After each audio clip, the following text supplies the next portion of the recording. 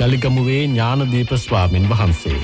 අපි හාමුදුරුවනේ ඔබ වහන්සේට ඉතාමත්ම ගෞරවයෙන් නැරයුම් කර සිටිනවා. මෙතෙන් සිට මේ සියලු දෙනා වෙනුවෙන් ලක්කන සිත නිවන බුදුබණ සුමధుර ධර්මානුශාසනාව පවත්වන හැටියට.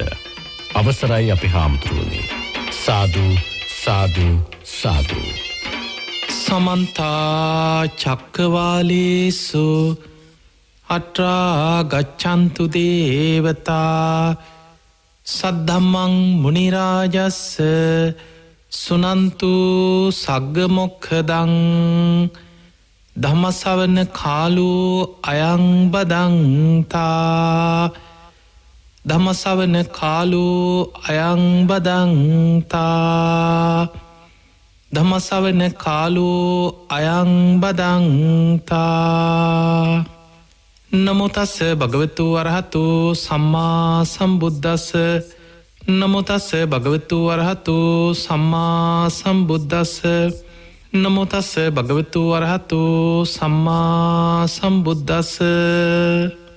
හැම දිනාටම තෙරුවන් සරණ ප්‍රාර්ථනා කරමින් අදත් ඔබ හැම දිනෙකටම ඔබේ ජීවිතයට වැදගත් ධර්ම කාරණා රැසක් ශ්‍රවණය කරන්නයි අද ඔබ මේ ධර්ම ශ්‍රවණයත් එක්ක එකතු වෙලා ඉන්නේ. ඉතින් අද මේ උතුම් ධර්මයේ ශ්‍රවණය කරන ලක්වාසී ලෝවාසී ඔබ හැම දෙනාටමත් මේ ධර්ම ශ්‍රවණය ධර්මාවබෝධයේ පිණිසම උපකාර වෙන නිවන් දොරටුවක් බවට පත්වේවා කියලා අපි මුලින්ම ආශිර්වාද ප්‍රාර්ථනා කරනවා. පින්වතුනි, අද ඔබට ඊටාම වැදගත් සීලේ තුල කොහොමද අපි අපේ මේ රාගාදී සිතුවිලි යටපත් කරගෙන ඒ උතුම් සීලයක් උතුම්ම විදිහට ආරක්ෂා කරගන්න.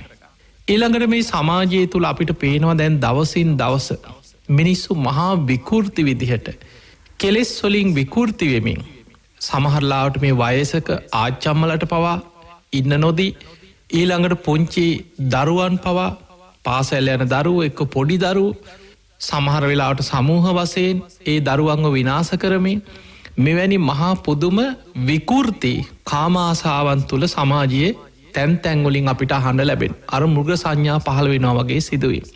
එතකොට මේ තුළ බොහෝ දෙනෙක් මේ ගැන කතා කරන්න ඊළඟට මේ ශික්ෂාපදයක් ධර්මානුකූලව විස්තර කරන්න මැලිවෙන අවස්ථාවක් තියෙනවා. ඒ නිසා ඔබට ධර්මයේ තියෙන කාරණා, මේකේ තියෙන භයානකකම, කොහොමද අපි වැරදි කාම සේවනයෙන් වැළකීම කියන්නේ මොකක්ද? බ්‍රහ්මචාරී ජීවිතය කියන්නේ මොකක්ද? විවාහ වෙනකං කෙනෙක් ආරක්ෂා කළ යුත්තේ මොන වගේ ශික්ෂාපදයක්ද? මේ කාරණා අපි අද ධර්ම දේශනාව තුළ ධර්මානුකූලව බුද්ධ දේශනා ඇසුරෙන් අපි සාකච්ඡා කරන්න කල්පනා කරනවා. පින්වතුනි, මේ දේශනාවේදී ඔබට ඊටාම වැදගත් ආදීනව ගැන, විපාක ගැන තේරුම් ගන්න පුළුවන් බුදුරජාණන් වහන්සේගේ කාලේ තේරී ගාථාවල සඳහන් වෙන රහත් භික්ෂුණියකගේ අතීත ජීවිත කතාවක් තියෙනවා. ඒ කතාව අපි ඉගෙන ගන්නකොට, විමසලා බලනකොට, නුවණින් මෙනෙහි කරනකොට අන්න අපිට තේරෙනවා මේ රාගයේ තුල සමහරලාවට විනාඩි කීපයක මේ පුංචි ආස්වාදයක් තුල මිනිස්සුયો විකෘති විදිහට දුවාගෙන ගිහිල්ලා, හමාගෙන ගිහිල්ලා අන්ධ වෙලා කල්ප ගණන්, ආත්ම ගණන් සසරේ විදෝ දුක් විඳ යන සංසාරේ භයානක විපාකවල ස්වභාවය.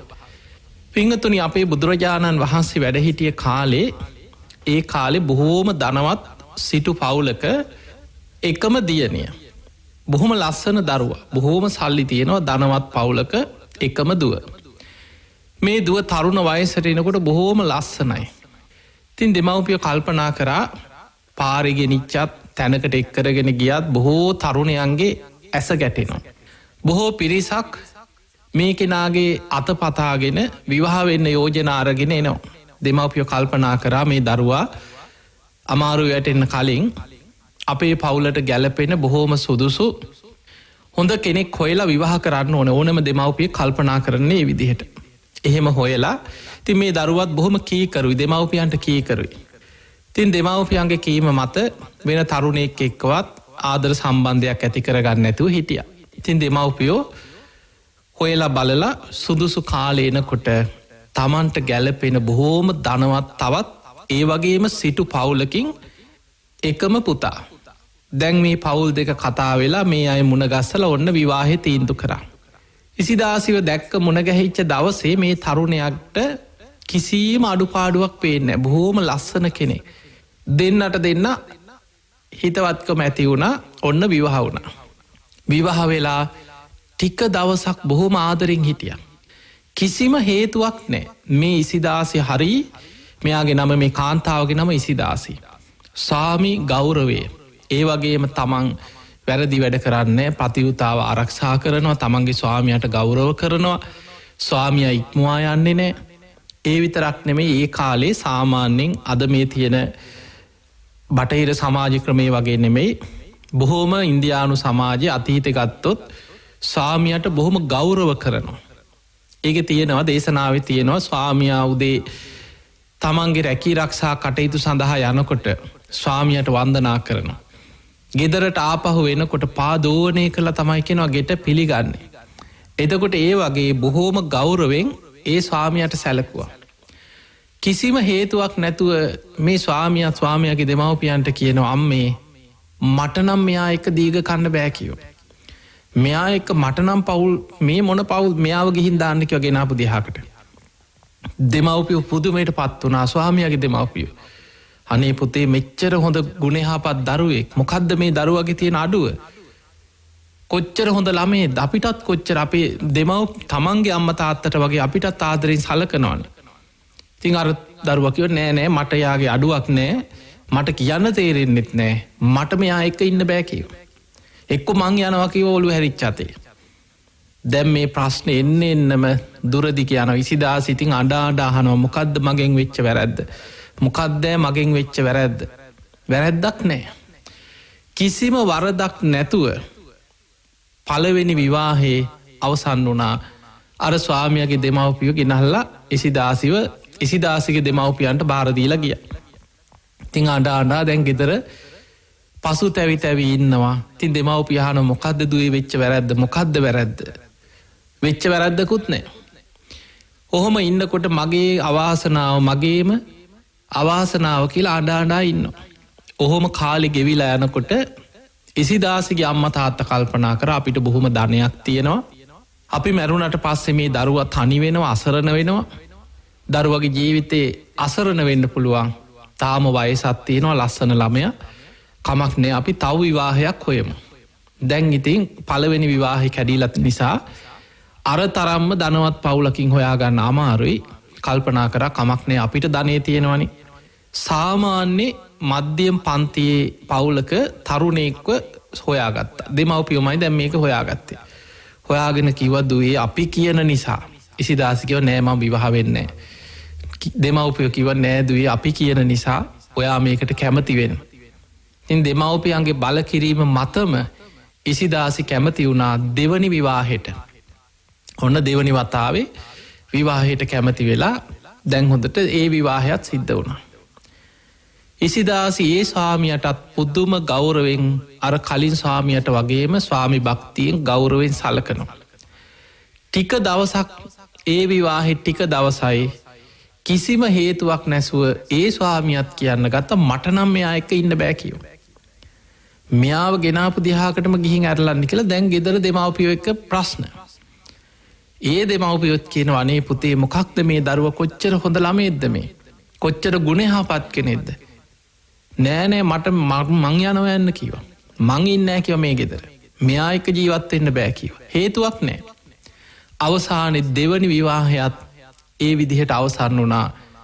ඒ පවුලේ දෙමව්පියොත් ගෙනහලා ඉසිදාසිගේ ගෙදරට දෙමව්පියන්ට බාර දීලා ගියා. දැන් ඉසිදාසි කල්පනා කරා මං වගේ කෙනෙක් ජීවත් වෙලා වැඩක් නෑ. ඔහොම හිතනවනේ මිනිස්සු. තමන්ගේ ජීවිතේ ඒ වගේ කඩාගෙන වැටෙනකොට ප්‍රශ්න එනකොට හිතනවා ඇයි මට මෙහෙම වෙන්නේ? මං වගේ කෙනෙක් ජීවත් වෙලා වැඩක් නෑ. මගේ පව්කාරක ඔහොම හිතනවා මිනිස්සු. ඉසිදාසි ජීවිතේ එපා වෙලා ඒ විදිහට කල්පනා කර ඉන්නකොට දැන් අම්මා තාත්තට ඊට වඩා දුක. බලාගත්තුවත බලාගෙන ඉසිදාසිගේ දෙමව්පියෝ අඬනවා වැළපෙනවා. දරුවා ගැන හිතා දුක් වෙනවා. ඔහොම ඉන්නකොට ඉතින් කාලේ ගෙවිලා යනකොට කල්පනා කරා මේ දරුවගේ ජීවිතේ අපි නැති වුණාට පස්සේ මේ ළමයාට මොකක් වෙයිද?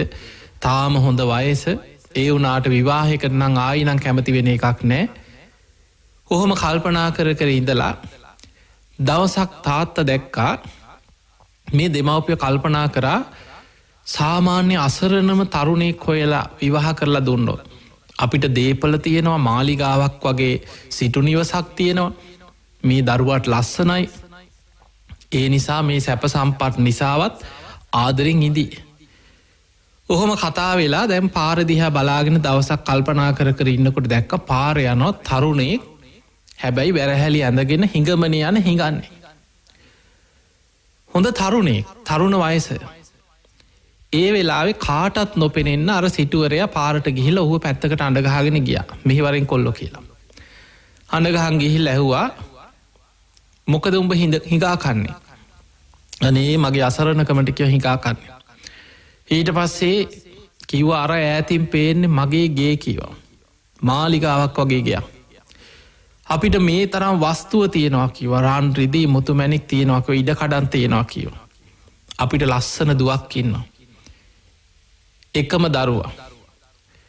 උඹ කැමති නැද්ද ඇහුවා අපේ දුව විවාහ කරගෙන මේ දේපල බලා හදාගෙන ඉන්න කැමති නැද්ද කියලා ඇහුවා. මිනිහාගේ ඇස් දෙක උඩ ගියා. හා මාමේ කිව්වා. දැන් ස්විප් එකක් ඇදෙනවා වගේ එකපාරට මේ හිඟන්නට පුදුම සතුටෙන් හා මාමේ කිව්වා.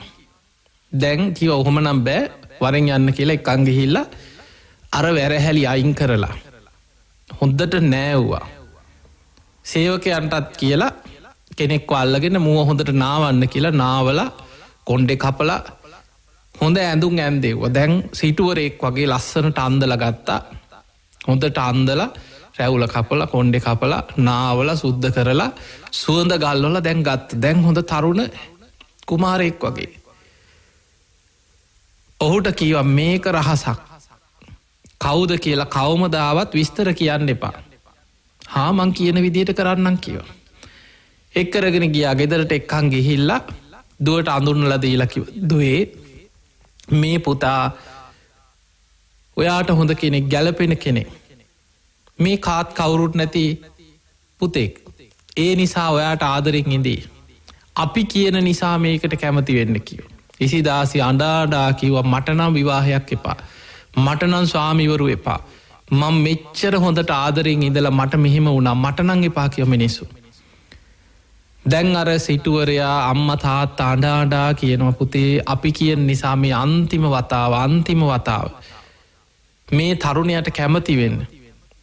දැන් අන්තිමට දෙමව්පියන්ගේ කීමටම ඉසිදාසි හිත හදාගත්ත කමක් නෑ මේ තරුණයා එක්ක විවාහ වෙනවා කියලා. දැන් ඔන්න 3 වෙනි විවාහය. ඔහු එක්කත් අර විදිහටම දැන් විවාහ වුණා. දැන් ඔහුට යන්නේම නැහැ. දැන් අර ගෙදරම ජීවත් වෙනවා. දෙමව්පියොත් ඉන්නවා. ටික දවසක් හිටියා. ඉසිදාසි ඒ ස්වාමියාටත් බොහෝම ආදරෙන් සැලකුවා. මෙහෙම ටික දවසක් ඉඳලා කිසිම දැන් බලන්න මේ කර්ම විපාක එන හැටි මේ. අපි තේරුම් ගන්න ඕන කර්ම විපාකවල තියෙන භයානකකම. ඉසිදාසි කොච්චර ආදරෙන් සලකගෙන හිටියත් ඔන්න ටික දවසක් ගියාට පස්සේ අර ස්වාමියා අර අම්මා තාත්තා ළඟට ගිහිල්ලා අර මාමණ්ඩි ළඟට ගිහිල්ලා කිව්වා මාමේ කෝ මගේ අර පරණ ඇඳුම් ටික, කෝ මගේ අර තැටිය, කෝ මගේ අර කැඩිච්ච සිරෙප්පු දෙක. මට මේ ඇඳුම් එපා කිව්වා. මට මේ සැප සම්පත් එපා. මට මාලිගාත් එපා. ඔබේ දුවත් එපා. මං යනවා යන්න කිව්වා. හිඟා කන එක මට මීට වඩා හොඳයි කිව්වා.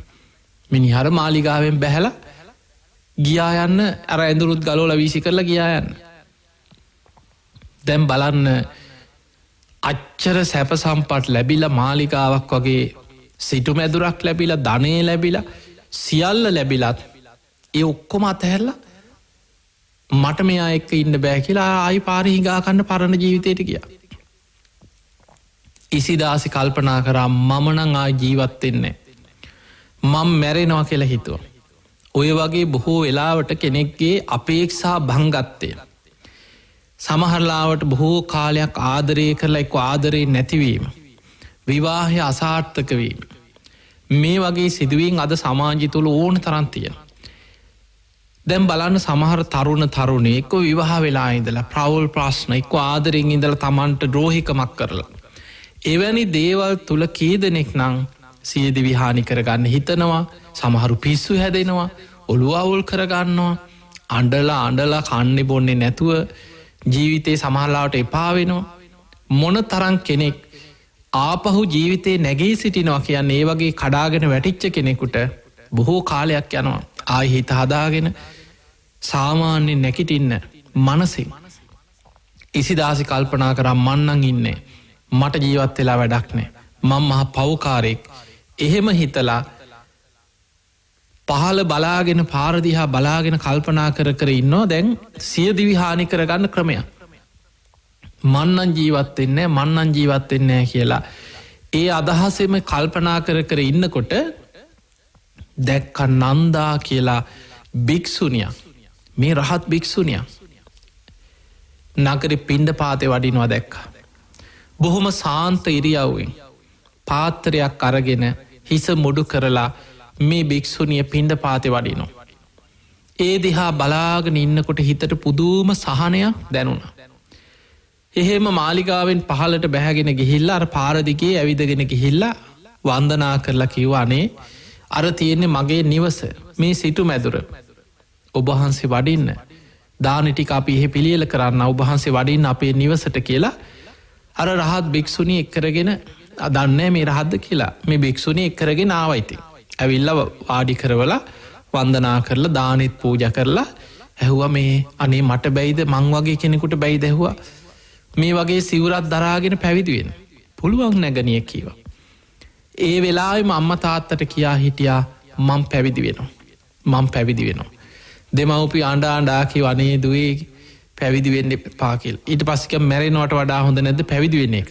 මං ඉන්නේ මම මැරෙනවා කිව්වා. ඊට පස්සේ දෙමව්පිය කල්පනා කරා මේ දරුවා මේ තියෙන ප්‍රශ්නත් එක්ක සියදිවි හානි කරගන්න මැරෙන්න ඉඩ තියෙනවා ඊට වඩා හොඳයි පැවිදි වෙන එක.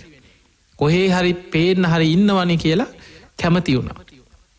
එදාම අර භික්ෂුණියත් එක්ක බොහෝම සතුටෙන් ගෙයින් පිටත් වෙලා ගියා. ගිහිල්ලා පැවිදි වුණා. ඒ මෙහෙණි ආරාමේ පැවිදි වුණා. පැවිදි වෙලා ටික දවසයි පුදුම වීරියෙන් භාවනා කරා.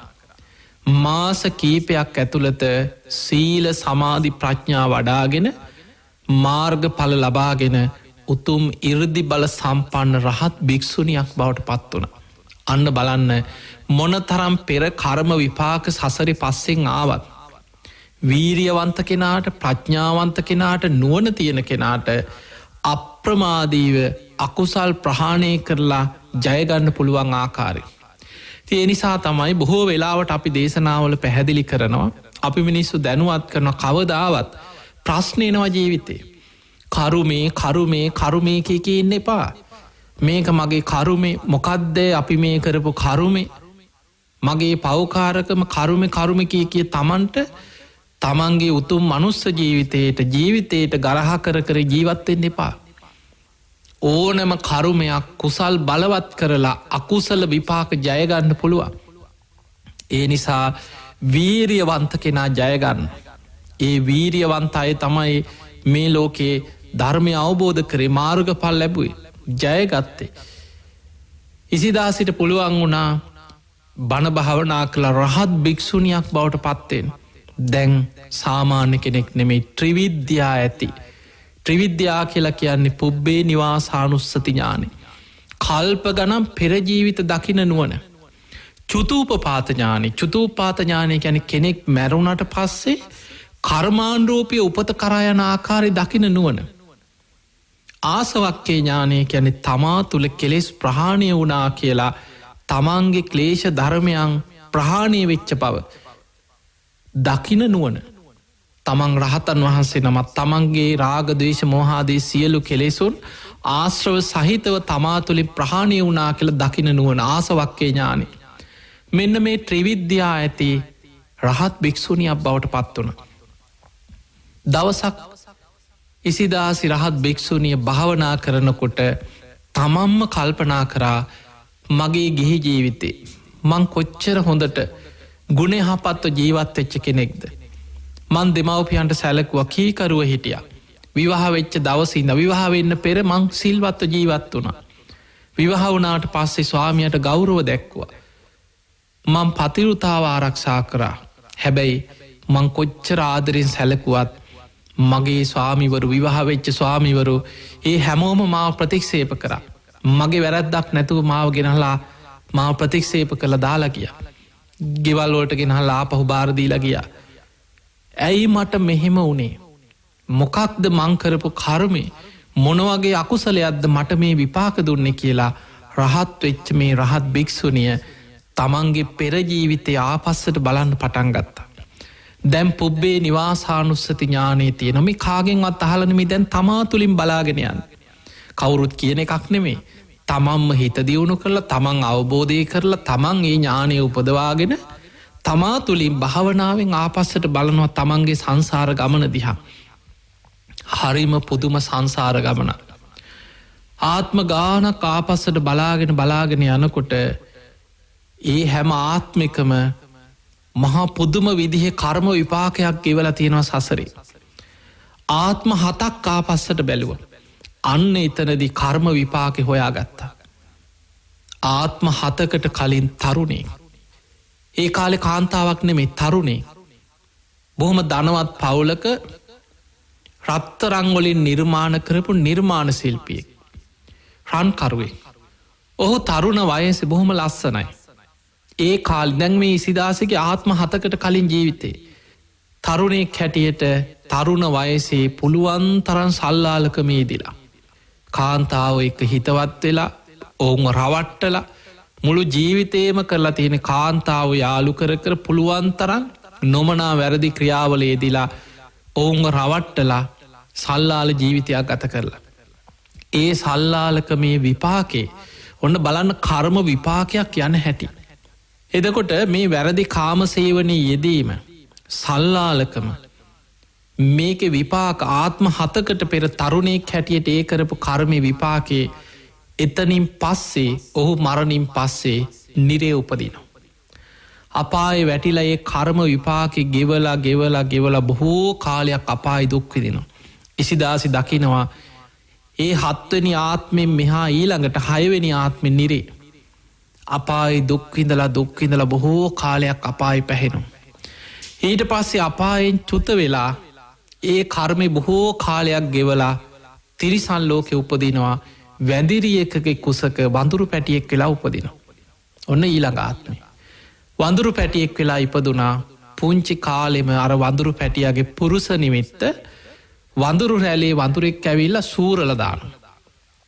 ඒ මුට්‍ර මාර්ගේ පුරුෂ නිමිත්ත සීරුවට පස්සේ අර වඳුරු පැටියාගේ එතන තුවාලයක් ඇවිල්ලා කුණු වෙලා පණුව ගහනවා. පුදුම වේදනාවකින් විඳෝලා අර වඳුරු පැටියා එතනම කුණු වෙලා පණුව ගහලා මැරෙනවා. එහෙම මැරිලා ඊළඟ ජීවිතේ උපදිනවා. ආයෙමත් වහු පැටියෙක් වෙලා උපදිනවා. එළදෙනකගේ කුසක උපදිනවා. වහු පැටියෙක්. මේ වහු පැටියා තරුණ වයසට එනකොට ඔබ දන්නවා අදත් සාමාන්‍යයෙන් ඔය හරකුන්ගේ වැඩ ගන්නකොට කරන දෙයක් තමයි කරාඹනවා කියලා මේ හරකුන්ගේ උෂණ තලනවා. ඒක ඒ කාලේ ඉඳන් තිබිච්ච ඒවා හිංසනක වැඩ සතෙකුට වුණත්. නමුත් ඒ සත්තුන් ඒ වගේ දේවල් කරනවා මිනිස්සු. එදා කරාඹන්න ගිහිල්ලා ඒ උෂණ තලනකොට එතන තුවාලයක් හැදිලා කුණු වෙනවා. අර වහු පැටියත් ඒ පුරුෂ නිමිත්ත කුණු වෙලා පණුව ගහලා බොහෝ කාලයක් දුක් විඳලා ඒ හේතු කරගෙන මේ යනවා. එහෙම මැරිලා ඊළඟ ආත්මේ උපදිනවා. බූරු දෙනකගේ කුසක බූරු පැටියෙක් වෙලා උපදිනවා. දැන් බූරුවන්ගෙනුත් වැඩ ගන්නවා. ඔබ දන්නවා හරකුන්ගෙන් වැඩ ගන්නවා බූරුවන්ගෙනුත් වැඩ ගන්නවා. බඩු අදිනවා කරත්ත අදිනවා පිටේ බඩු පටෝලා ඉවරලා වැඩ ගන්නවා. එතකොට මේ බූරු පැටියත් තරුණ කාලේ එනකොට කරත්තවල බඳින වැඩ ගන්න කාලේ එනකොට ඔවුන් මොකද කරන්නේ අර හරකුන්ගේ වගේම කරාඹනවා. ඒ උෂණ තලනවා. ඒ තලනකොට එතන තුවාල වෙලා කුණු වෙලා මරණයට පත් වුණා. දැන් බලන්න ආත්ම 7කට පෙර තරුණේ ඊළඟ ජීවිතේ නිරේ ඊළඟ ජීවිතේ වඳුරු පැටියෙක් ඊළඟ ජීවිතේ වහු පැටියෙක් ඊළඟ ජීවිතේ බූරු පැටියෙක්. එතකොට ඒ විදිහට කර්ම විපාකේ ගෙවලා ඊළඟට තිරිසන් ආත්ම 3කින් පස්සේ මනුස්ස ලෝකෙ උපදිනවා. ඒ මනුස්ස ලෝකෙ උපදින්නේ පිරිමිත් නොවේ කාන්තාවකුත් නොවේ නපුරුසකාත්මයක් ලබන. ඔන්න බලන්න කරම් අර බලවත් අකුසලේ ගෙවාගෙන එන හැටි. නිරේට ගිහිල්ලා ඒක බලවත්ම ටික ගෙව්වා. ඊළඟට තිරිසං ආත්ම 3ක් ගෙව්වා. ඒ තිරිසං ආත්ම 3ේම පුරුෂ නිමිත්ත කුණු වෙලා පණුව ගහලා මැරුණේ. ඊළඟට මනුස්ස ලෝකෙට ආවා පිරිමිත් නෙමේ කාන්තාවකුට නෙමේ නපුරුෂකෙක් වෙලා ඉපදුණා. ඔබ දන්නවා සමාජය තුළ අපි මනුස්සත්වයෙන් එවැනි අයට කරුණාවෙන් අනුකම්පා කරන්නට ඕනේ. පව් කියලා. ඒ කර්ම විපාකවල ස්වභාවය ඔවුන්ගේ ජීවිතවල. හැබැයි සමාජය තුළ අපි දන්න අපි කොච්චර පව් කියලා අනුකම්පා කරත් එවැනි පුද්ගලයෝ මොනතරම් මානසික ඔවුන් විඳවනවද. ඔවුන් සමාජයෙන් නින්දාවට පත්වෙනවා. මිනිස් උසුළු විසුළු කරනවා. සමාජය ගරහනව. ඔවු කොච්චර පීඩනයක් විදිනවද. එතකොට ඒවා පෙර සසරේ කර්ම විපාක. ඉසිදාසි දැක්කා ඒ ජීවිතය අවුරුදු 30ක් ඔහු ජීවත්වෙනවා නපුරුසකෙක් හැටියට. මිනිස්සු නින්දා පහස කරලා මිනිස්සුන්ගෙන් ගුටි බැට කාල වදහිංසා විඳලම මැරෙනවා. ඊළඟට ඉපදුනා ඉසිදාසි වෙන්න කලින් ආත්මයේ කාන්තාවක් වෙලා ඉපදුනා දුප්පත්ම දුප්පත් පවුලක කාන්තාව. ඔන්න බලන්න ආත්ම 7කට පෙර පිරිමියෙක් අවසානි දැන් නතර වුණේ ඇවිල්ලා නිරේගියා තිරිසං ආත්ම 3ක් ලැබුවා. මනුස්ස ලෝකෙට ආව නපුරුසකෙක් ඊළඟට ඉපදුනා කාන්තාවක් දුප්පත්ම දුප්පත් පවුලක කාන්තාව. ඒ කාලෙ දෙමව්පියෝ හරීම දුප්පත් අසරණයි. ජීවත් වෙන්න විදිහක් නැතුව දහතේ ණය වෙලා. ණය ගෙවා ගන්න මුදල් නැතුව ණයකාරයෝ ඇවිල්ලා ණය හිලව්වට අර දුව ඇදගෙන ගියා. බල ණය ගෙවපල්ලා නැත්නම් මේ ළමයා හරි වැඩකාරකමට අපිට දීපල්ලා කියලා අනේ අර දුවව ඇදගෙන ගිහිල්ලා ගගහා වැඩගත්ත වැඩකාරියක් වගේ. ජීවිත කාලෙම බැල මෙහෙවරකං කරලා දුක් විඳලා පීඩන විඳලා ඔවුන්ගෙන් වදහිංසා විඳලා ඒ ජීවිතයේ ඒ කර්ම විපාකෙ ගෙවලා මැරිලා ඊළඟට ඉපදුනා කාන්තාවක්. හැබැයි බොහෝම ධනවත් පවුලක බොහොම ලස්සන දරුවෙක්. ඒ තමයි ඉසිදාසිගේ ආත්මය. ආත්ම 7ක් අරවිදිහට ගෙවල 7 වෙනියට ඉපදිච්ච ආත්මය තමයි ඉසිදාසි. බොහොම ධනවත් බොහොම ලස්සනයි. හැබැයි විවාහයක් හරියන්නේ. කොච්චර ආදරෙන් ස්වාමියට සැලකුවත් ඒ විවාහය කඩාකප්පල් වෙනවා. එතකොට අපිට පේනවා සසරේ කර්ම විපාක තමන්ගේ පසු පසේන ආකාරය. මේ දේශනා හොඳට විමසල බලන්න. සමහර වෙලාවට තමන්ගේ මේ රාගයේ බලවත්වීම තුළ සාමාන්‍යෙන් කෙලෙස් බලවත් වෙනකොට මිනිස්සුන්ගේ නුවණ යටපත්වෙන. ඒ වෙලාවට මොකක් වෙයිද. එතනින් පස්සෙ මොකක් වෙයිද. මට හිරේ යන්න වෙයිද ගුටිකන්න වෙයිද ගුටි කාල මැරෙන්න වෙයිද. ඒ ඔක්කොම මිනිස්සු ඕන දෙයක් වෙච්චදෙන් කියලා සමහරලාවට කෙලෙස් බලවත් වනාට පස්සේ අනතුර දැක දැක ඕනෑම අපරාධකට මිනිස්සු පෙළඹෙන. දැන් බලන්න සමහල්ලාට පුංචි දරුවෝ කෙලෙසලා ඒ දරුවන් අවසානය මරණ මට්ටමට පත්වෙන. තමන් දන්නවා මේ සිදුවීමේ හැමදාම හැංගිලා ඉන්න බෑ. ඔබ බලන්න ඔය ඕනෑම අපරාධයක් ඒවස් ස්වභාව ධර්මයෙන් ටික කාලයක් යනකොට අහු එනවා එලි වෙනවා. ටික දවස් ඒ හැංගිලා ඉන්න කාලෙ මොන විඳෝනවාද කියල බලත් රෑතිස්සේ නින්ද යන්නේනේ අර පුංචි මොහොතක ඇතිවෙච්ච රාගය මත ඒ මොහොතේ නුවන කල්පනා කරගන්න බැරිවීමේ විපාකය මත මුළු ජීවිත කාලෙම දවල් රෑ පිච්චෙනවා. වෙවුලනවා රෑට නින්ද යන්නේ. සමහට වාහනයක් එන ඇහෙනකොට හිතෙනවා මාව අහුවෙලා පොලිසි මා වල්ලන්න එන්නේ දුවනෝ. රෑතිස්සේ වෙවුලනෝ. ඒ බයටම ඊළඟට මත් පැන් බිබී හැංගි හැඟි ජීවත්තෙන්. ඔහොම ඉඳලා කොහෙන් හරි මේක එලි වෙනවා. මේ පුද්ගලය සමාජෙත් දැක්කාම හිතෙනවා දැක්ක ගම මිනිස්සු දන්නවා මේ නම් මොකක් හරි හොරකමක් කරලා අපරාධයක් කරලා හැංගි හැඟි ඉන්න එකෙක් කියලා දැක්ක ගමන් මිනිස්සුන්ට අහුවෙන මොන විදිහට ජීවත්වෙන්න උත්සාහ කරත්. ඔහුගේ මුළු ජීවිත කාලෙම අවසානයි. ඒ වගේ මොකද අපි දන්නවා අපි ගොඩාක් බන්ධනාගාරවල බණ කියලා තියෙනවා. නොයෙක් අපරාධ කරපු මිනිස්සු ජීවිතවල නොයෙක් වැරදි මත දනුවන් විදින අය අපි බණ කියලා වැඩ සටහන් කරලා ඒ බන්ධනාගාරවල අපි කරපු වැඩ සටහන් එක්ක සමහරු අපි වැඩ සටහන් ඉවරුණාට පස්සේ ඇවිල්ලා අඬලා පාපොච්චාරණය කරලා අනේ හාමුදුරුවනේ මට වැරදුනා කියලා තමන්ගේ ජීවිතය වෙච්ච වැරදි කිය අඬනවා. සමහර ජීවිත තරුණ ජීවිතේ තව එහෙමමයි.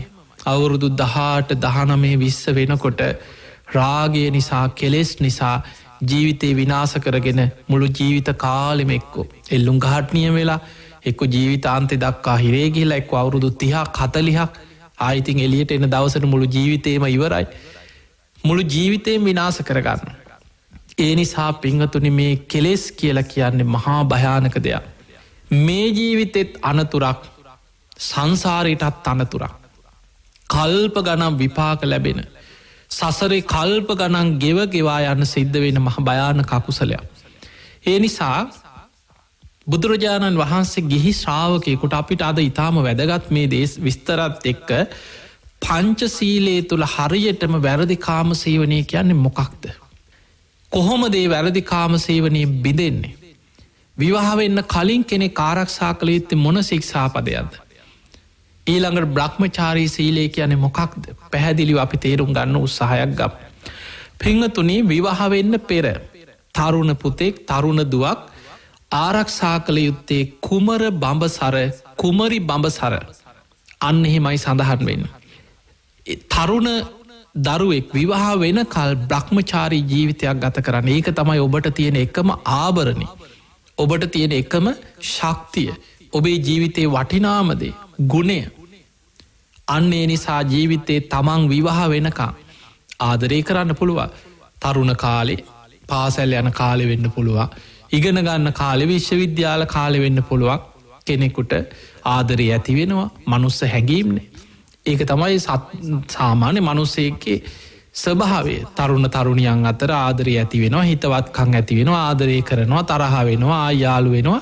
ඒ ජීවිතයේ ස්වභාවය. හැබැයි ඔබ පිරිමි දරුවෙක් නම් ඔබ ජීවිතයේ දැඩි අධිෂ්ඨානයක් ඇති කරගන්න මම විවාහ වෙනකං කවදාවත් මම බ්‍රහ්මචාරී ජීවිතයක් ගත කරනවා. විවාහ වෙන තෙක් මම බඹසර බිඳගන්නේ නෑ. මං ආදරය කරන කෙනා වෙන්න පුළුවන්, විවාහ වෙන්න ඉන්න කෙනා වෙන්න පුළුවන්. හැබැයි කවමදාවත් මං විවාහ වෙනකං මං වැරදි ජීවිතයක් ගත කරන්නේ. මං ඒ කෙනාගේ ජීවිතයට හනතුරක් කරන්නේ නෑ. මං ඒ කෙනාත් එක්ක කවමදාවත් විවාහ වෙනකං මං එවැනි රාගික හැසිරීමක යෙදෙන්නේ නෑ කියලා තමන් දැඩි අධිෂ්ඨානයෙන් තරුණයෙක් නම් කුමර බඹසර ආරක්ෂා කරන. තරුණයක් දැඩි ලෙස අධිෂ්ඨාන කරගන්නවා මං විවාහ වෙන තෙක්. විවාහ වුණාට පස්සේ තමන්ගේ ස්වාමියෙක් මොල යන්නේ. හැබැයි විවාහ වෙන තෙක් කොච්චර පෙම්වතුන් හිටියත්, ආදරය කරත්, ලියුම් ලිව්වත්, හමු වුණත්, කතා කරත් ඒවා ජීවිතවල සාමාන්‍ය දේවල්. හැබැයි තමන් සිල්වත් ජීවිතයක් ගත කරනවා. කොයිම විදිහකින්වත් තමන්ගේ ආරක්ෂාව නැති කරගන්නේ නැතුව අනාරක්ෂිත නොවි තමන් බොහොම බුද්ධිමත් ආදරය කරන කාලේ පවා තමන්ගේ ආරක්ෂාව ගැන හැම වෙලාවෙම හිතනවා. තමන් තනිවෙන්න යන්නේ නෑ.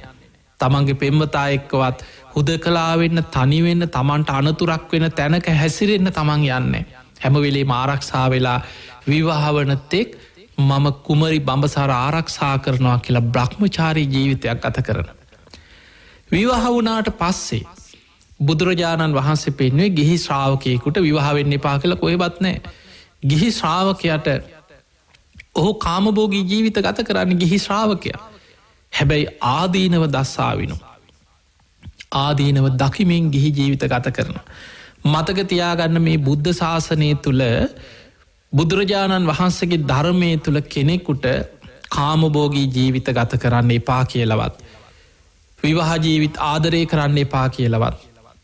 බොහොම සතුටින් එකට විවාහ වෙච්ච යුවලක් ජීවත්වෙන්න එපා කියලවත්. හම්බ කරන්න එපා කියලවත්. සැප සම්පත් විඳින්න එපා කියලවත් නෑ. ඒ නිසා මේ ධර්මය පටල ගන්න එපා. ගිහි ශ්‍රාවකයෙකුට ඕන තරම් හම්බ කරන්න පුළුවන්. ඔබට කෝටි ප්‍රකෝටි බිලියනපතියෙක් වෙන්න පුළුවන්. මේ බුද්ධ ශාසනය කොහෙවත් හම්බ කරන්න එපා කියලා නෑ. හැබැයි බුදුරජාණන් වහන්සේ එපා කියලා තියෙනවා අධර්මිෂ්ඨව ආජීවය අපිරිසිදු විදිහට පගාගන්න එපා. මස් පිණිස සතුන් ඇති කිරීම ඒ වගේ ව්‍යාපාර කරන්න එපා.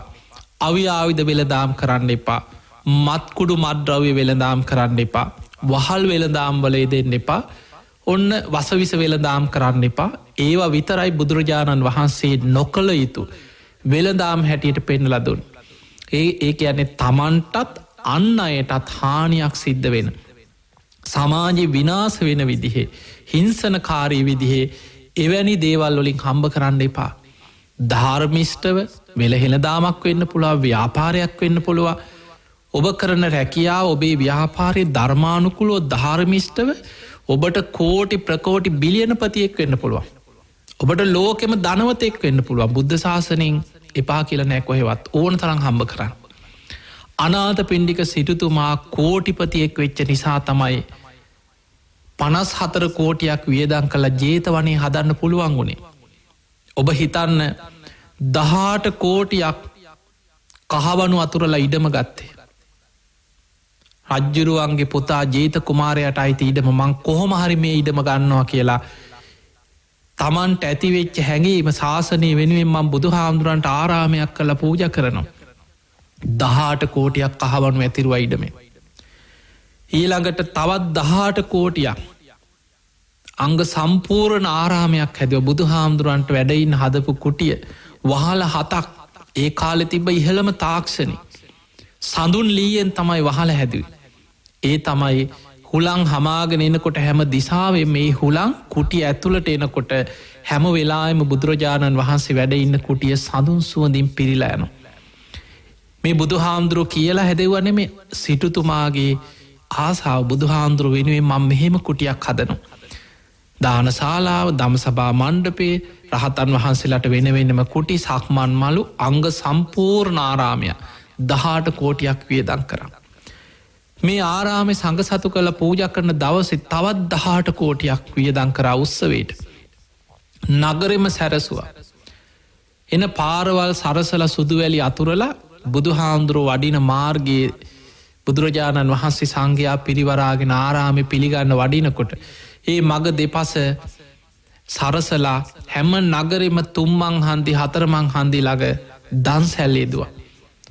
ලක්ෂ ගණන් වියදම් කරලා කෝටි ගණන් වියදම් කළ දුගී මගේ යාචකයන්ට එදා දවසම මුළු නගර වාසීන්ටම නොමිලේ කෑම බීම ආහාර පාන දන් දුන්නා. ඒ නිසායි අනාථපිණ්ඩික කියන්නේ ඇත්ත නම සුදත්ත. ඕකේ නම සුදත්ත සිටුවරයා. නමුත් සමාජෙම මිනිස්සු කියන්න ගත්තා අනාථපිණ්ඩික, අනාථයන්ට උදව් කරන දන් දෙන කෙනා. එතකොට බලන්න 54 කෝටියක් වියදම් කළ ජේතවනේ හැදුවේ සල්ලි තිබ්බ නිසානේ.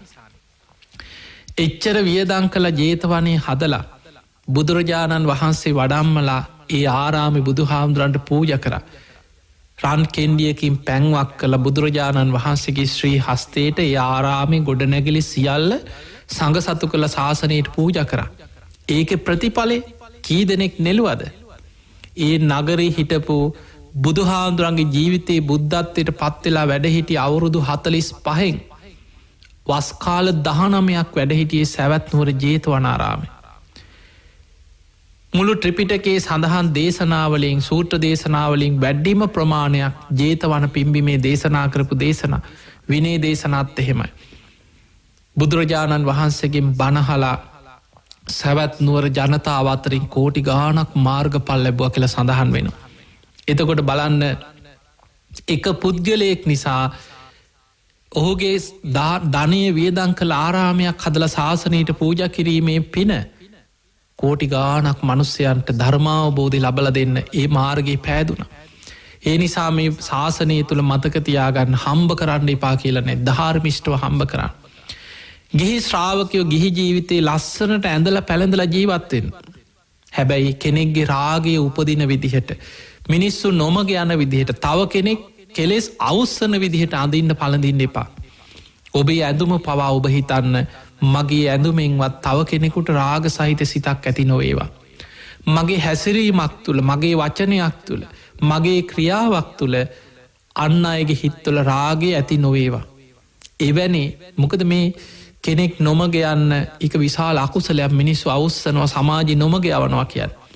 ඒ නිසා ඔබ ලස්සනට ඇඳල පැළඳලා ඉන්න. ඔබ මොන විදිහ පාට මොන වගේ ලස්සනට ඇන්දත්, කොච්චර ආභරණ විසාකාව පළඳගෙන හිටියේ 9 කෝටියක පළඳනාව.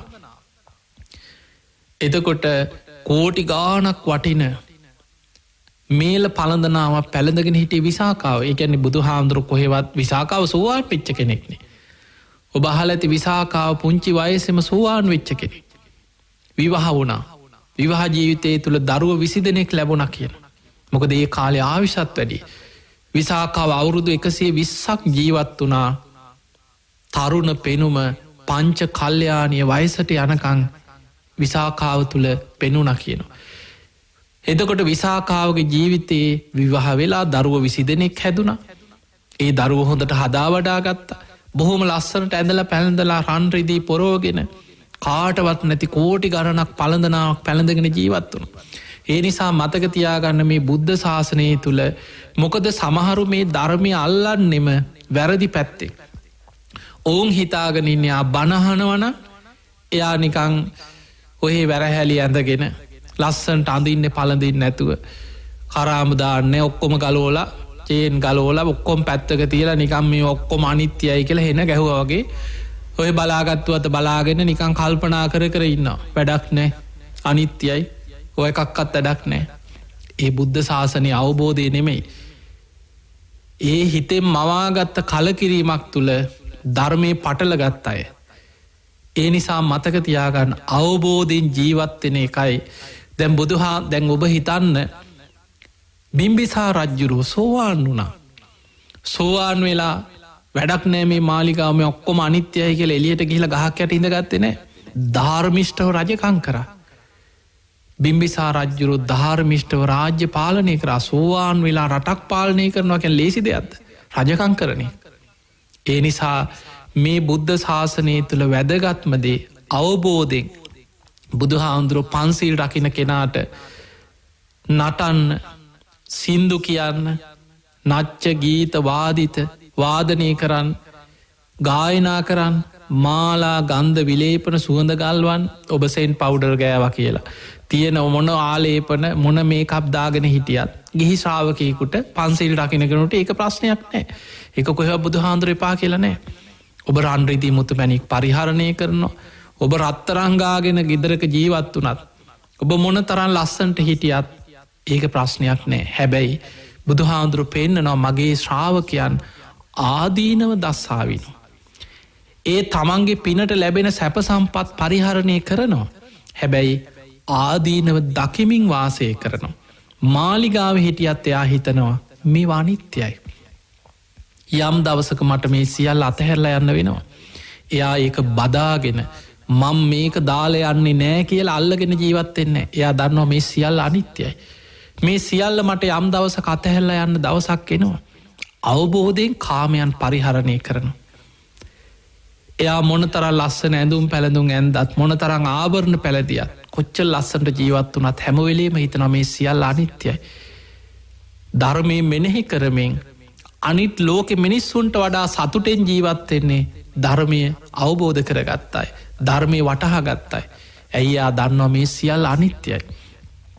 අනිත්‍යදේ අනිත්‍ය වෙලා යනකොට ඕක තමයි ලෝකෙ ස්වභාවය කියලා සතුටෙන් හිත හදාගෙන අනිත් අය අඬනකොට අඬන්න නැතුව ඉන්න පුළුවන්. දුක් දේ දුකට පත් වෙනකොට එයා දන්නවා මේක තමයි ලෝකෙ ස්වභාවය. ඒ නිසා අඬලා වැඩක් නැහැ, දුක් වෙලා වැඩක් නැහැ. එයා අවබෝධයෙන් ජීවත් වෙනවා. ඊළඟට පිංගතුනේ විවාහ වුණාට පස්සේ අපි කතා කරේ වැරදි කාමසේවණෙන් වැළකීම පිළිබඳ. විවාහ වුණාට පස්සේ විවාහක ස්වාමියෙක් තමන්ගේ බිරිඳකට තමන්ගේ සාමියා ඔවුන්ට තමන්ගේ කාමභෝගී ජීවිතය තුළ විවාහ වෙනවා. ඔවුන් රාගික ජීවිත ගත කරනවා. දරුවෝ ලැබෙනවා. දරුවෝ හදා වඩා ගන්නවා. ඔවුන්ගේ ජීවිතය තුළ ඔවුන් සතුටෙන් ජීවත් වෙනවා. හැබැයි පෝය දවස්වලට බුදුහාමුදුරුවෝ විශේෂයෙන් පෙන්නලා දෙනවා ගිහි ජීවිත ගත කරන මගේ ශ්‍රාවකයන් සිල්වත් ශ්‍රාවකයන් පෝය දවසට බ්‍රහ්මචාරී ජීවිත ගත කරන.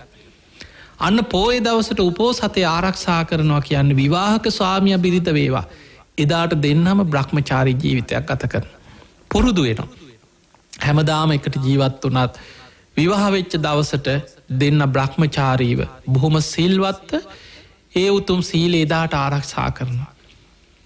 සමහර අය සතර පෝයටම මාසෙකට දින 4ක් බ්‍රහ්මචාරී ජීවිත ගත කරනවා විවාහ වුණා. ඒ විදිහට තමයි ජීවිතේ ගිහි ශ්‍රාවකෙක් තමන්ගේ ජීවිතේ සකස් කරගන්න. හැබැයි විවාහක ස්වාමී කිසිම විදිහකට තමන්ගේ බිරිඳ ඉක්මෝල අනාචාරය වෙනත් කාන්තාවරු පසුපස දුවන්නේ. විවාහක බිරිදක් තමන්ගේ ස්වාමිය ඉක්මෝල වෙනත් පුරුෂයන් කරා වෙනස් ස්වාමිවරු කරා රාගිකව පහස හොයාගෙන දුවන්නේ.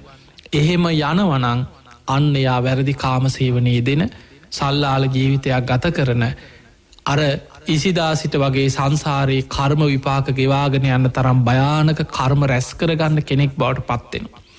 ඒ නිසා පින්වතුනි රාගය කියන්නේ ගින්න. බුදුරජාණන් වහන්සේ පෙන්නනවා රාගේ තරම් ගින්නක් ලෝකෙ නෑ කියන. දැවෙනවා පිච්චෙනවා මිනිස්සු මේ රාගෙන් ගිනිගත්තට පස්සේ. හිත ඇතුළෙන් ගිනිගන්නවා වෙවුලනවා. කොච්චර මිනිස්සු රාග ගින්නෙන් දැවෙනවද. ඒවා සංසාරයේ මනුස්්‍යය අතර වනත් මෙහෙමයි. උපදිනකොටම සමහර ඒවා ඒ අයගේ ජීවිතවල බුදු හාන්දුරුව පෙන්වා මහණන මේ ලෝකෙ අල්පරජක්ක මහරජක්ක කෙලෙස් වැඩි අය ඉන්නවා උපතින්ම කෙලෙස් අඩු අය ඉන්නවා. ඒවා සමහල්ලාවට සංසාරෙන් ගේන දේවල්. පෙර සසරි භාවනා කරලා හොඳට ගුණධර්ම පුරලා සිල්වත් ජීවිත ගත කරලා පෙර අසුභ භාවනාව පිළිකුල් භාවනාව ධාතු මනසිකාර භාවනාව වගේ කය ගැන අවබෝධය ඇතිවන භාවනා වඩලා සංසාර පුරුදු තියෙනයි. උපවපං ආත්ම භාවල බොහොම දමනය වෙච්ච කෙලෙස් ඇති අය හැටියට හොඳ හිත දියුණු පුද්ගලව හැටියට සසරය උපදිනවා. ඒ අයට තමන්ගේ ක්ලේෂ ධර්මයන් පාලනය කරගන්න පුළුවන්. ඕනම අවස්ථාවක තමන් හොඳ සිල්වත් කාටවත් නොමග යවන්න බෑ මොන්න උපක්‍රමේදුවත් ඔවුන් අල්ලගන්න බෑ ඔවුන් සිල්වත් ජීවිත ගත කරන. හැබැයි සමහරයින්නවා සසරේ රාග චරිත රාගේ බලවත් ඒ බලවත් එන්නේ සංසාරය රාගේ යටපත් කරන්න උත්සාහරගෙන නෑ. පෙර සසරේ පවා රාග සහිත ජීවිත ගතකරපු ඒ රාගයට නැඹුරු වෙච්චයි. සමහල්ලාවට ඒවෑ කර්ම අපායේ ගින්දලා දුක්විඳලා තිරිසං ලෝකෝල වැටිලා දුක්විඳලා ආයි කොහේ අර කර්මය ගෙවල උඩට එනවා මනුස්ස ලෝකෙට. ඒන්නෙත් රාග චරිතයක් හැටියට උපදින්න. ඒ ජීවිතයේම රාගය නිසාම තමන් දැවෙනවා. සමාජි තුළ නින්දා පහස විඳිනවා. සමාජෙන් පීඩනයට පත්වෙනවා. තමන් ඉන්න විශාල ලැජ්ජාවකි. තමන්ට පාරි බැහැල යන්න බෑ. මිනිස්සු ගරහනවා සල්ලාලය කියකි මිනිස්සු ගරහනවා. ඒ වගේ සමාජ විශාල පීඩනයක් දුකක් විඳිනවා තමන්ගේ ක්ලේෂ ධර්මයන් නිසා තමන්ගේ ගෙවගෙවා විඳෝ විඳෝ යනවා. ඒ නිසා පිංහතුනේ බුදු හාදුරු පෙන්නවා කෙනෙකුට මතකතියාගන්න මේ භාවනා කරපු පමණින් රාග නැති වෙනවා නෙමේ. රාගේ නැතිවෙන්නේ අනාගාමි වෙනකොට. අපේ කාමරාග පටික කියලා කියන්නේ එක සංයෝජනයක්. ජීවිතයත් එක්ක බැඳිච්ච ක්ලේෂ ධර්මයන් හැටියට අනුසේ ධර්ම ආශ්‍රව ධර්ම හැටියට පිහිටපු දෙයක්. කෙනෙක් දවසක් අසුභ භාවනාව කරා කියලා දවසත් දෙක පිළිකුල් භාවනාව කරා කියලා පහෝදා ඉඳං කෙලෙස් නැති වෙන්න එහෙම වෙන්න කාටව.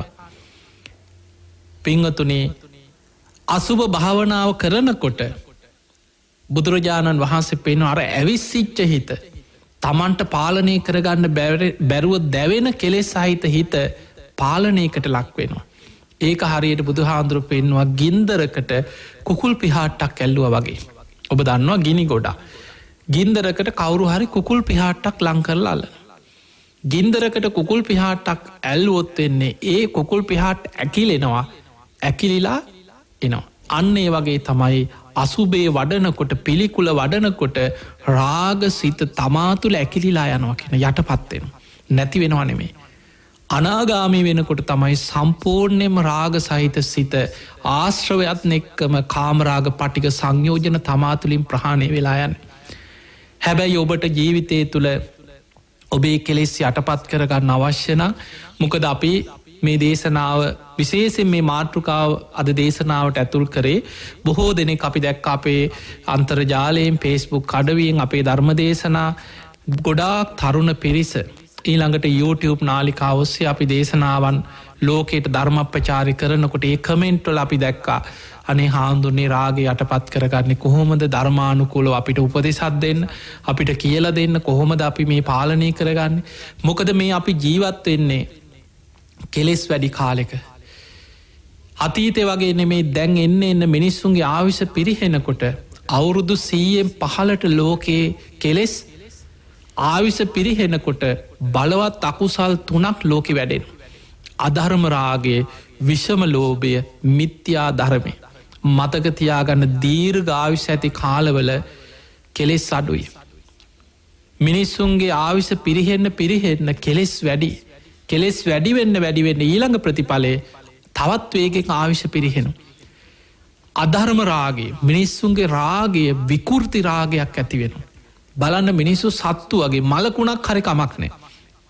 මලමිනියෙක් සමහරලාට ඔබ සමාජය දිහා ඔයලබන් සමාර්මය මාධ්‍යයෙන් කියන්න බෑ සමහර සිදුවී ඔබ බලන්න බනට සමාන පත්තර කියෝනකොට සමහර සිදුවීන් වල අපිට බනට කියන්න බැරි සමහර දේවල් සමහරලාවට මැරිලා මෝචරිය තියෙන මලකුණු ඒවා මලකුණුත් එක්ක විකෘති ජීවිත ගත කරන කෙලෙ සැවිස්සිච්ච මිනිස්සු සමාජය ඉන්නවා. ඊළඟට මල්සාලාවට මිනිිය ගෙනාවට පස්සේ එම්බාම් කරලා මිනි පෙට්ටියට සරසන්න ඒ ටිකට ඇවිල්ලා.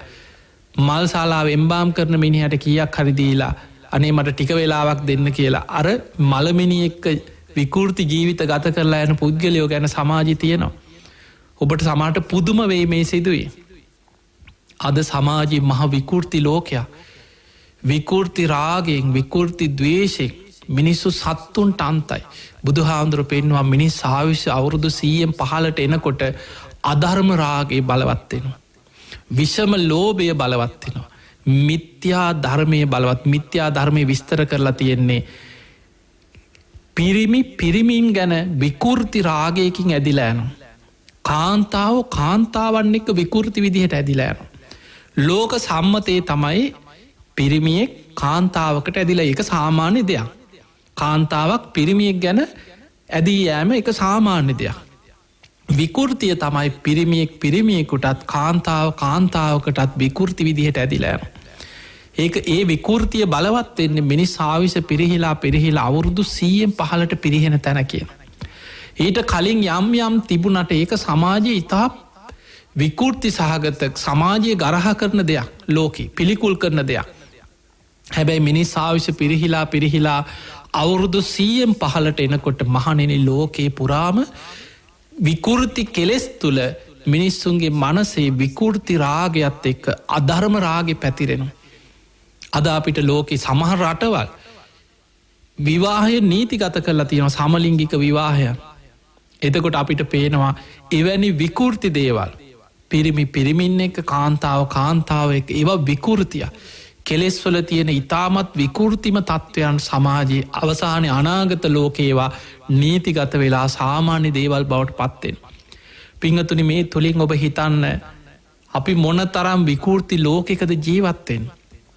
කෙලෙස් වලින් මිනිස්සු විකෘති වෙලා බුදු හාන්දුරු පෙන්න්නන මේ ආවිෂ පිරිහිලා අවුරුදු 10ට ලං වෙනකොට. දැම් මේ වෙනකොට මිනිස්සුන්ගේ ආවිශ අවුරුදු 60 වගේ සාමාන්‍ය ආවිෂ කපින්නේ. මේ ආවිශ අඩුවෙලා අවුරුදු 10ට ලං වෙනකොට චක්‍රවර්ති සීහනාද සූත්‍රය තියෙනවා රාගී ඇවිස්සිලා. මිනිස්සු එලුවෝ බල්ලෝ බලල්ලු තිරිසන්නුන්ට අන්තයි කියෙන්. මේ මගේ අම්මනේද මේ මගේ සහෝදරයනේද මේ මගේම දුවනේද මගේ ඥාතියනේද කියන සමාජ සම්මත සීමාවල් එදාට නැති වෙනවා කිය. පාරද මිනිස්සු ඉන්න තැනද බස් හෝල්ට එකද මිනිස්සු බලං ඉන්නවද නැද්ද හොඳද නැද්ද ඔක්කොම නැති වෙලා ගිහිල්ලා සත්තු වගේ විකෘති ජීවිත ගත කරන ලෝකයේ කෙලෙස්වලින් බල්ලු බලල්ලු තිරිසන්නුන්ට අන්ත වෙනවා කියෙන අනාගත. ඒ තුළම ලෝක විනාසය අන්තක්කල්ප විනාසේ මිනිස්සු මුර්ග සංඥා පහළ වෙලා මුර්ගසම් වර්සා වැහැලා කෙලෙස්වලින්ම විකෘති වෙලා ලේ පිපාසාාවෙන් එකිනෙකා මරාගන්න විකෘතිතාවයක් ඇති වෙනවා කියල. මේ රාගයේ දැවුනට පස්සේ සමහර චරිත විකෘති චරිත කෙලෙස්වල භයානකකම සමහර පුද්ගලයෝ ඉන්නවා විකෘති විදිහට අපචාර කරලා විකෘති විදියට දූෂණය කරලා ඒ විතරක් නෙමෙයි ඔවුන් මරලා ඇගේ ලේ ගාගෙන මහා විකෘති විදිහට ඔවුන් අවසානයේ විකෘති හිතාගණ්ඩ බැරි ජීවිතයක් තිරිසන්නුන්ට අන්තයි. ඒ නිසා මෙවැනි මනුස්ස මනසක් මේ මට්ටමට කෙලෙස් වලින් විකෘති වෙලා යනවා. ඒ නිසා පින්වතුනි අප්‍රමාදී වෙන්න. සීල් රකින්න පුළුවන් තරම් අඬා හරි සීල් රකින්න.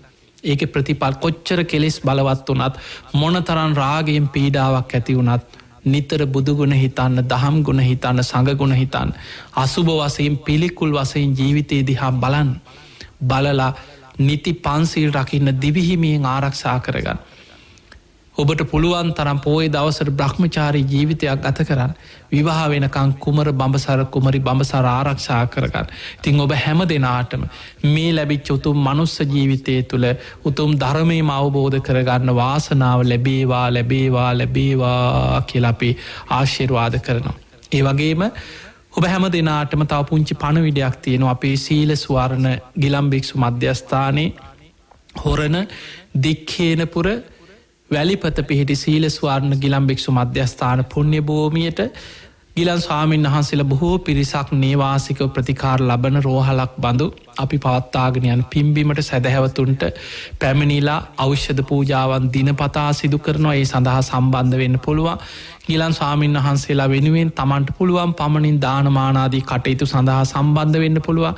ඒ වගේම සීල ස්වර්ණ පුණ්‍ය භූමියේ අපි බක්කුල මහා සෑය නමින් බක්කුල මහරහතන් වහන්සේගේ නාමයෙන් සුවිශාල මහා සෑයක් ඉදි කරනවා. මේ දවස්වල චෛත්‍යයේ නිර්මාණ ප්‍රතිමා වහන්සේලා 80 මහා ශ්‍රාවක පිළිම, ඒ වගේම ගොඩාක් ප්‍රතිමා වහන්සේලා නිර්මාණ කටයුතු සිදු වෙනවා. ඔබට පුළුවන් කැමති දිනවල ඇවිල්ලා ශ්‍රම දාන කටයුතු වලට සම්බන්ධ වෙන්න. ඒ වගේම ඔබේ ශක්ති පමණින් බක්කුල මහා සෑය වෙනුවෙන් ඇවිල්ලා සම්බන්ධ වෙලා උදව්පකාර කරන්න පුළුවන්කම තියෙනවා. ඉතින් ඒ කාරණය සිහිපත් කරමින් ධර්ම ශ්‍රවණය කර ලක්වාසී ලෝවාසී ඔබ හැම දෙනාටමත් උතුම් ධර්මාවබෝධයේ පිණිසම මේ ධර්ම ශ්‍රවණමේ පින ආශිර්වාදයක් වේවා වේවා කියලා අපි ආශිර්වාද කරනවා. ආකාසට්ඨා ච බුම්මට්ඨා දේවා නාග මහිද්దికා පුඤ්ඤන්තං අනුමෝදිත්වා චිරන් රක්ඛන්තු ලෝක සාසනං. ආකාසට්ඨා ච බුම්මට්ඨා දේවා නාග මහිද්దికා පුඤ්ඤන්තං අනුමෝදිත්වා චිරන් රක්ඛන්තු දේශනං. ආකාසට්ඨා ච බුම්මට්ඨා දේවා නාග මහිද්దికා පුඤ්ඤන්තං අනුමෝදිත්වා චිරන් රක්ඛන්තු ත්වං සදා. හැම දිනාටම සම්මා සම්බුදු සරණයි.